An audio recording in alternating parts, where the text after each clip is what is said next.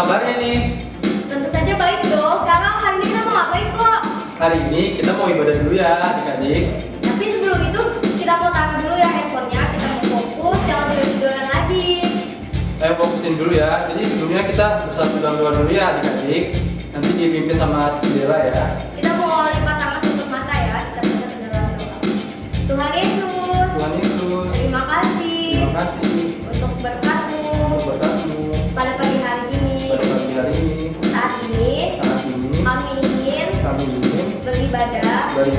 Kau berkati ibadah kami dari awal sampai akhir. Terima kasih Tuhan Yesus. Terima kasih Tuhan Yesus. Hanya dalam nama-Mu saja Hanya dalam nama-Mu saja kami berdoa kami berdoa dan mengucap syukur.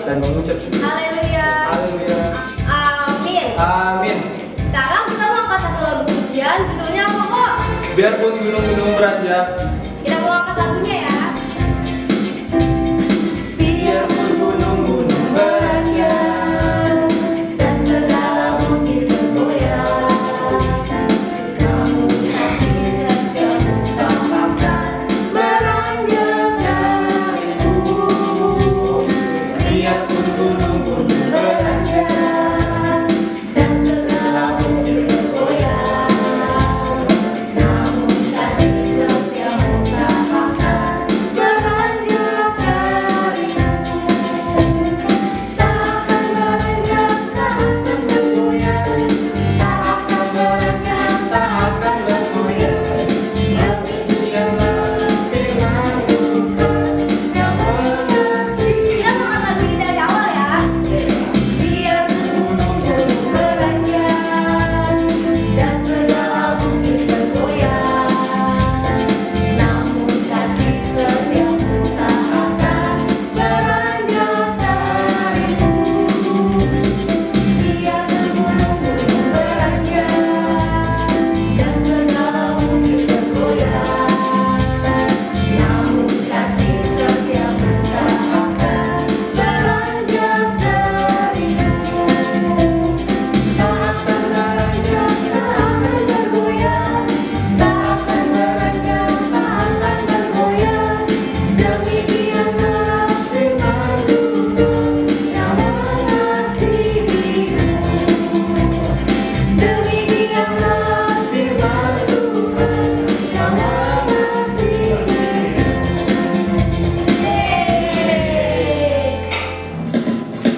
Oke adik-adik, dan sekarang kita lanjut lagu pujian kedua ya adik-adik. Judulnya apa sih? Judulnya Setinggi-tingginya Langit. Pakai gerakan ya semuanya. Tinggi-tingginya langit, lebih tinggi kasih Yesusku. Sedalam lautan, lebih dalam kasih Yesusku. Seindah-indah pelangi, lebih indah kasih Yesusku.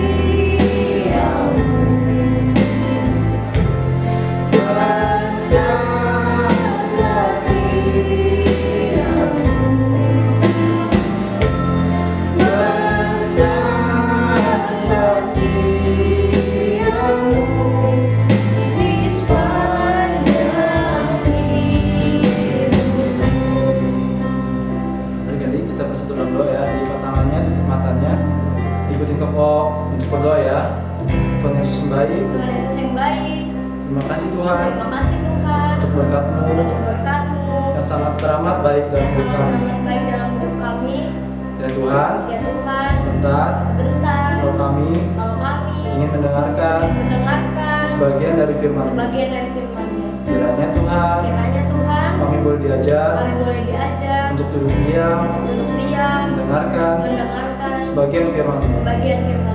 Terima kasih Tuhan. Terima kasih Tuhan. Hanya dalam nama Tuhan Yesus. Hanya dalam nama Tuhan Yesus. Haleluya. Haleluya. Haleluya. Haleluya. Amin. Amin. Ya, shalom, selamat pagi anak-anak semua. Apa kabarnya? Sehat-sehat semua kan? Kita sudah memuji, membesarkan nama Tuhan. Sebentar kita akan mendengarkan kebenaran firman Tuhan, cerita firman Tuhan.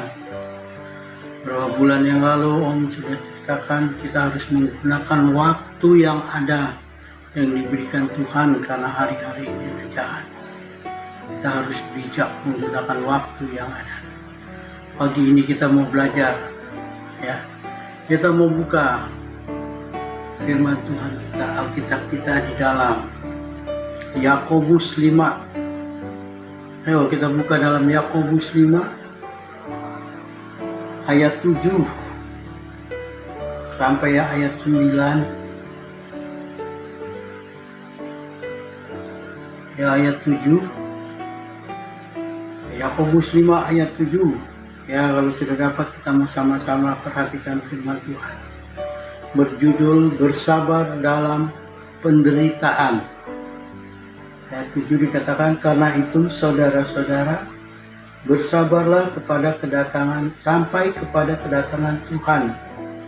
Sesungguhnya petani menantikan hasil yang berharga dari tanahnya, dan ia sabar sampai turun hujan musim gugur dan musim hujan musim semi. Ya. Pertama, ya, kalau kita lihat petani itu menanam sampai mendapatkan hasilnya tidak secara instan. Dia harus sabar menantikan hasilnya dari tanahnya, ya, sampai turun hujan. Ya, kalau kita hujan itu sekitar bulan September sampai Desember, bahkan sampai Februari. Ya, tidak sebentar loh. Ya, ayat 8 bilang, kamu juga harus bersabar dan harus meneguhkan hatimu karena kedatangan Tuhan sudah dekat. Ya. Kita tahu dari dulu kita menantikan kedatangan Tuhan, kita harus bersabar. Ayat 9, saudara-saudara, jangan kamu bersungut-sungut dan saling mempersalahkan, supaya kamu jangan dihukum. Sesungguhnya hakim telah berdiri di ambang pintu. Dan ayat 10 dikatakan, saudara-saudara, turutilah teladan penderitaan kesabaran para nabi yang berbicara demi nama Tuhan. Ya, jangan kita bersungut-sungut. Turuti teladan para nabi. Ya, sudah banyak contohnya. Kita lihat ayat 11. Sesungguhnya kami menyebut mereka berbahagia, yaitu mereka yang telah bertekun. Kamu telah mendengar tentang ketekunan Ayub, dan kamu telah tahu apa yang pada akhirnya disediakan Tuhan baginya, karena Tuhan Maha Penyayang dan penuh belas kasihan. Ya. Dikatakan ayat 11, contohnya Ayub. Ya. Ayub yang begitu bertekun. Ya. Sampai ketekunan Ayub kita tahu, akhirnya Tuhan sediakan berlipat kali ganda. Ya, walaupun saat ini kita dalam pandemi, ya, COVID-19 sudah 2 tahun, kita tidak sama-sama berada di gereja. Kita tetap bertekun di dalam Tuhan. Karena apa? Nanti masanya akan tiba bahwa kita akan datang kembali bersama-sama, memuji, membesarkan nama Tuhan, bersama-sama mendengarkan firman Tuhan, merayakan Natal seperti bulan yang akan datang. Kita sama-sama, Tuhan akan membuat semua begitu indah pada waktunya. Kalau kita ceritakan tentang Ayub, ya, bagaimana Ayub, ya, sampai dia berbahagia, dia bertekun. Kalian tahu cerita Ayub? Mari kita buka di dalam kitab Ayub ayat pertama. Ya, sama-sama buka kitab Ayub. Ayub 1, katakan, dengar baik-baik. Ayat pertama, ada seorang laki-laki di tanah Uz bernama Ayub. Orang itu saleh dan jujur. Dia takut akan Allah dan menjauhi kejahatan. Ayub orang saleh, ya, jujur, pasti dia takut akan Allah, dia takut akan Tuhan, ya. Ayat kedua dikatakan dia mendapat 7 anak laki-laki dan 3 anak perempuan, anaknya 10. Ya, selanjutnya ia memiliki 7.000 ekor kambing domba, ya, 3.000 ekor unta, 500 pasang lembu, ya, 500 keledai betina dan budak-budak dalam jumlah yang sangat besar, sehingga orang itu adalah yang terkaya dalam semua orang di sebelah timur. Ya.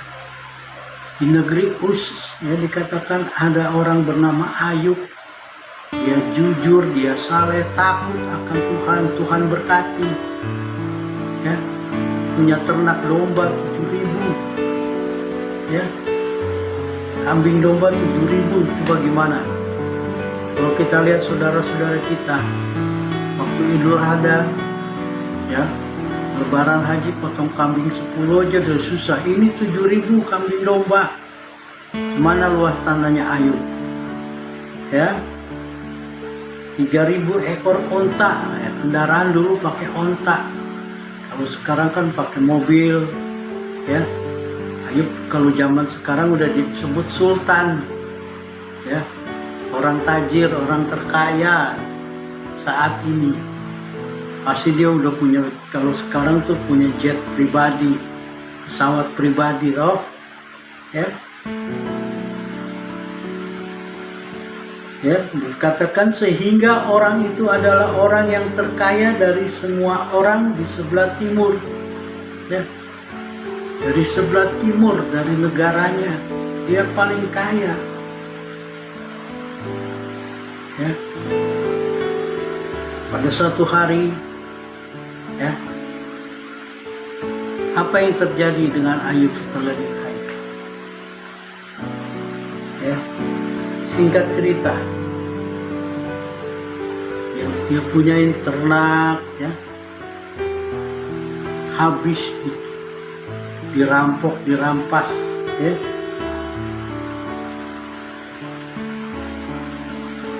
Sampai anaknya yang 10 itu meninggal, ya, dalam 1 hari. Singkat cerita, kalau kalian baca deh pasal per 1 ini, ya, dari ayat 1 sampai ayat ke-22, singkat cerita, semua harta benda Ayub habis, bahkan anaknya meninggal 10. Coba gimana perasaan Ayub, ya, sudah tidak punya apa-apa lagi. Di ayat ke-20, ya, dikatakan setelah anaknya meninggal, harta bendanya habis, Ayub berdiri. Maka berdirilah Ayub, lalu mengoyakkan jubahnya dan mencukur kepalanya, kemudian sujudlah ia menyembah, dan katanya, dengan telanjang aku keluar dari kandungan ibuku, dengan telanjang juga aku akan kembali ke dalam Tuhan, ke dalamnya. Tuhan yang memberi, Tuhan juga yang mengambil, terpujilah nama Tuhan. Ayub dia sujud pada Tuhan, dikatakan, dengan telanjang aku keluar dari rahim ibu. dan dengan telanjang pula aku datang, ya, kembali ke dalamnya. Tuhan yang memberi dan Tuhan yang mengambil. Ayub katakan harta itu titipan Tuhan. Kita ingat dong, ada satu pujian, ku tak membawa apapun juga saat ku datang ke dunia, ya, ku tinggal semua pada akhirnya saat ku kembali ke surga.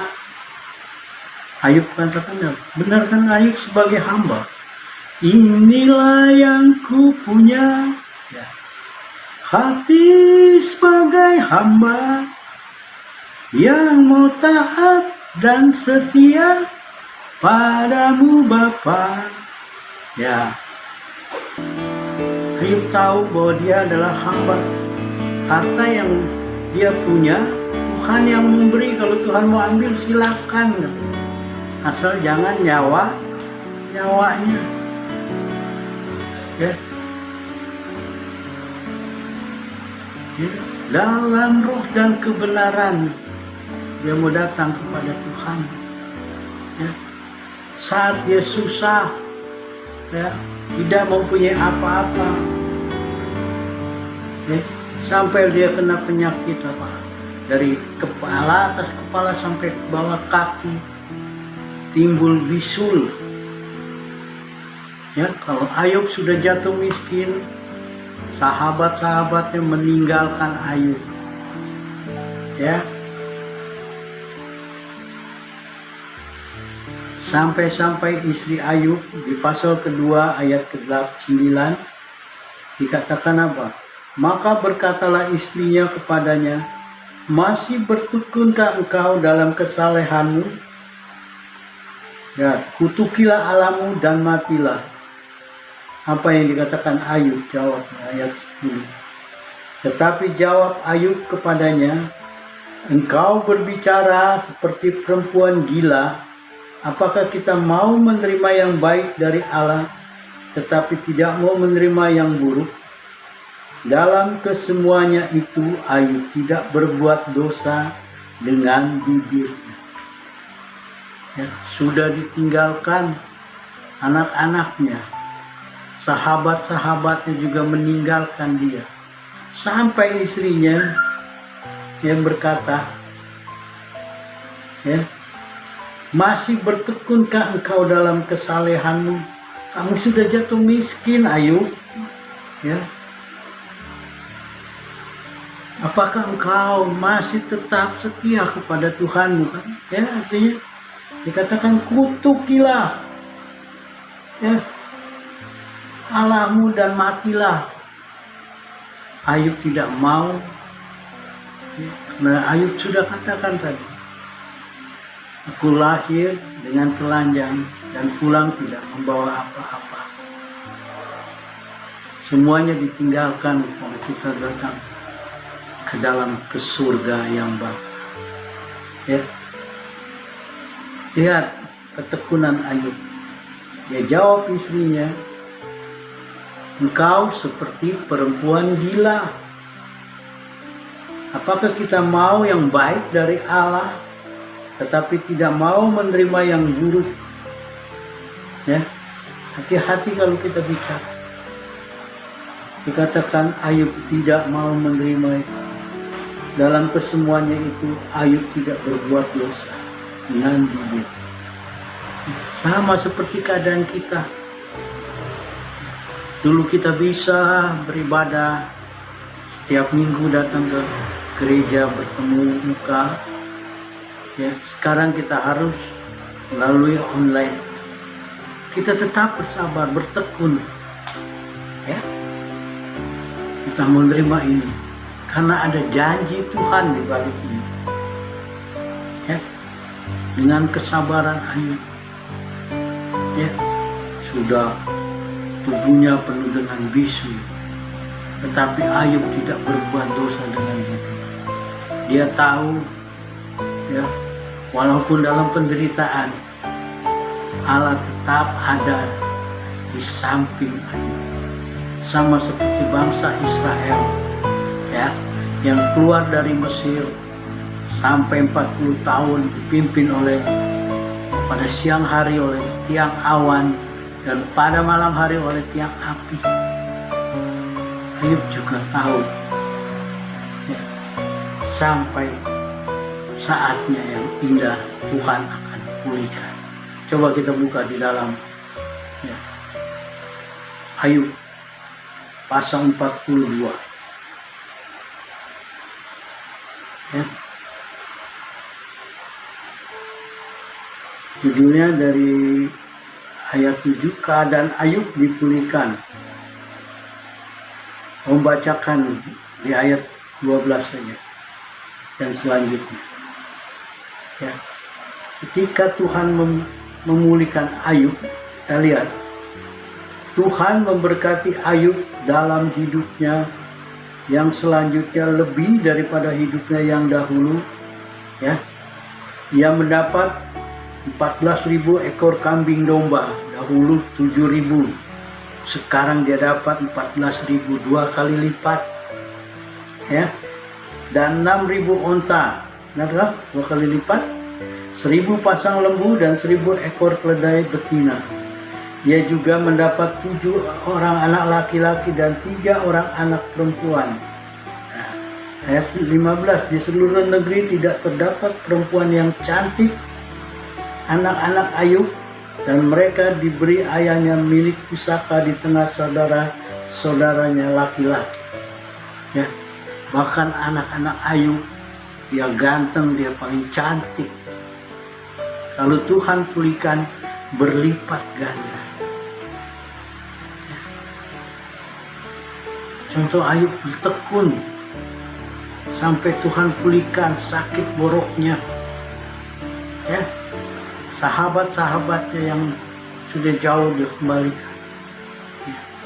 Kembali kepadanya istrinya. Dia tidak dendam karena dia mempunyai kasih. Bahwa kita anak-anak Tuhan harus menjadi kasih.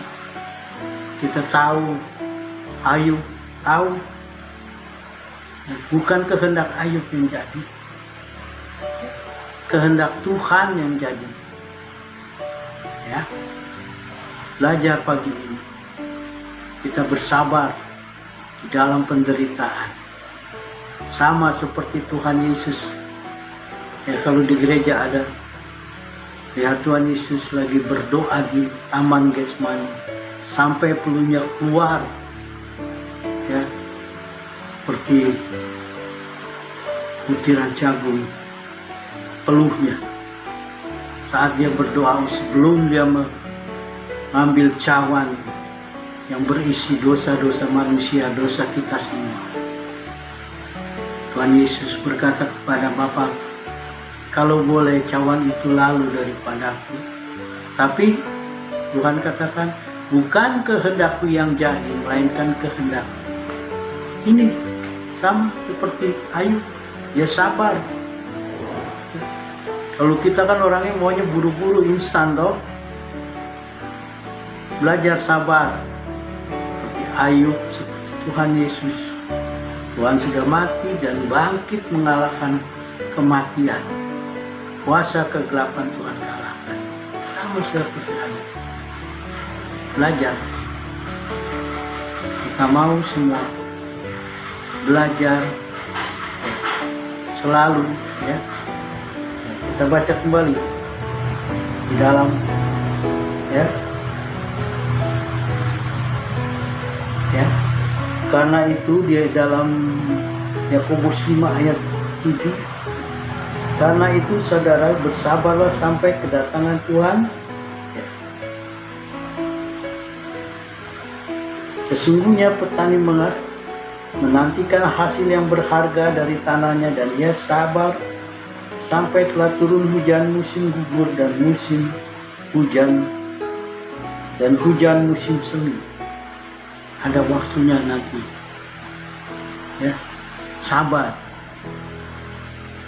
kita harus bersabar ya. Kita tahu ada rencana Tuhan di dalam kehidupan kita. Bukan kita sendiri aja yang mengalami pandemi ini, tapi seluruh dunia. Kita tahu bahwa kalau kita bersabar, kita tekun tetap setia kepada Tuhan. Belajar seperti Bapak Ayub.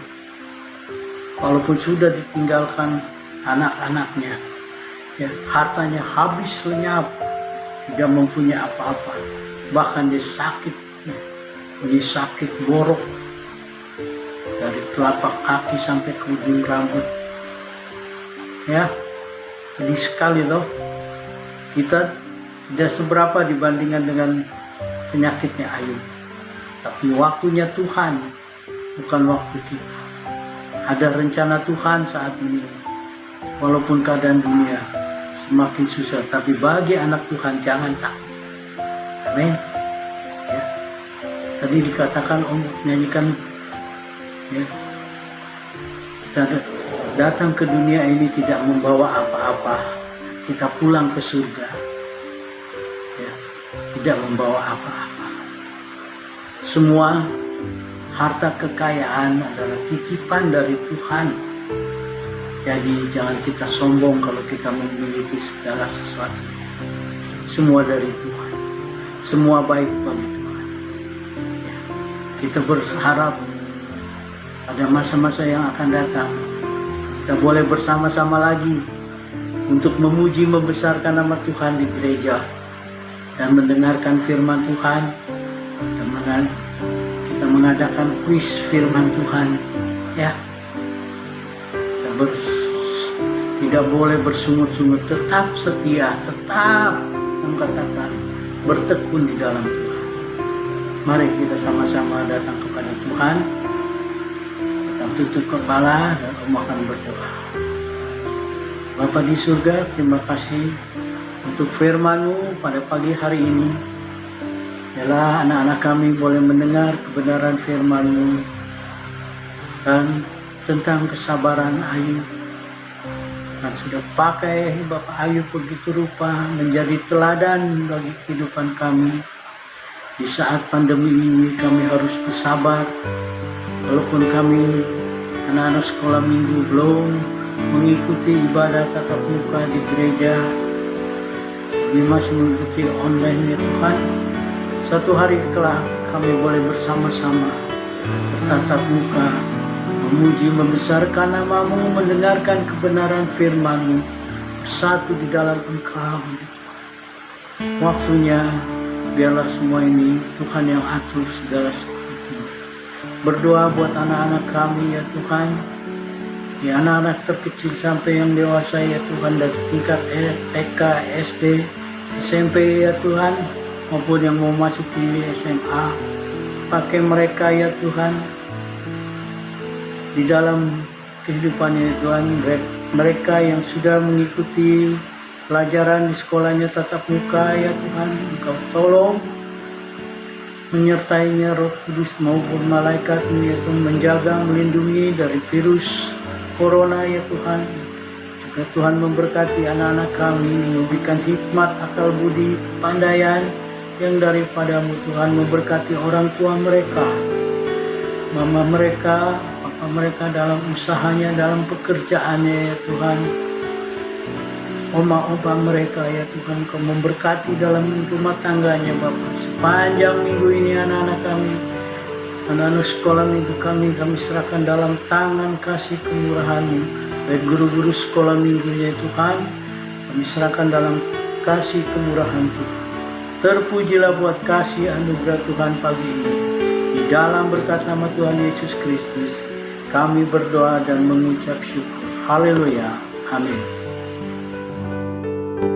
Oke adik-adik, tadi udah dengar dong firman Tuhannya. Udah pasti denger dong. Dan jangan lupa ya dilakuin di kehidupan sehari-hari. Sampai jumpa minggu depan. Oh ya Ci, jangan lupa kita menerapkan 5M ya Ci. Yang pertama ada apa aja?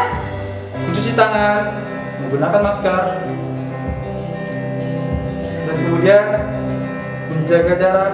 Dan yang keempat, jangan lupa menghindari kerumunan. Dan terakhir, jangan lupa mengurangi aktivitas di luar rumah. Oke, see you. Sampai ketemu minggu depan ya.